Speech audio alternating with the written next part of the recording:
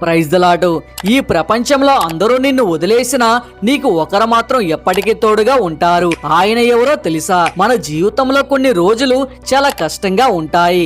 మన బాధను అర్థం చేసుకునే వాళ్ళు ఉండరు. కొన్నిసార్లు మనకు అత్యంత దగ్గరైన వాళ్ళే మనల్ని నిరాశపరుస్తారు.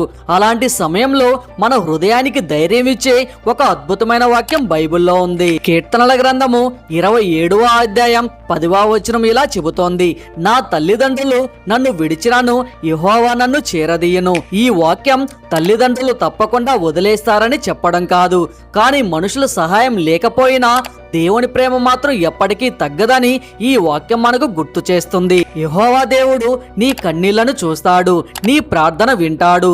నువ్వు ఒంటరిగా ఉన్నానని అనుకునే ప్రతి క్షణంలో కూడా ఆయన నీతోనే ఉంటాడు. కాబట్టి ఫ్రెండ్స్, ఈ రోజు నువ్వు ఒంటరి వాడినని అనిపిస్తే ఈ ఒక్క వాక్యాన్ని గట్టిగా నమ్ము. యెహోవా నిన్ను చేరదీయను, ఆయన నిన్ను ఎప్పటికీ విడిచిపెట్టడు. ఈ వాక్యం మీ హృదయాన్ని తాకితే కామెంట్లో ఆమెన్ అని టైప్ చేయండి. ఇలాంటి బైబిల్ సందేశాల కోసం మన ఛానల్ ను సబ్స్క్రైబ్ చేయడం మర్చిపోవద్దు. దేవుడు మిమ్మల్ని సమృద్ధిగా ఆశీర్వదించునుగాక. ఆమెన్.